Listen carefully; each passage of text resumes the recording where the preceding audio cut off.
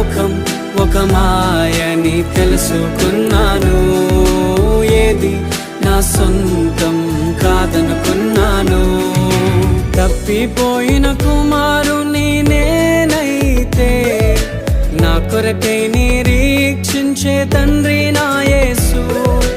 తప్పిపోయిన కుమారుని నేనైతే నా కొరకై నిరీక్షించే తండ్రి నా యేసు. ఈ లోకమంతా నేను వెతకినా నాకు లేదయ్యా ఎక్కడా ఆనందం. నీ సన్నిధిలో ఒక్క క్షణం గడిపినా నా హృదయం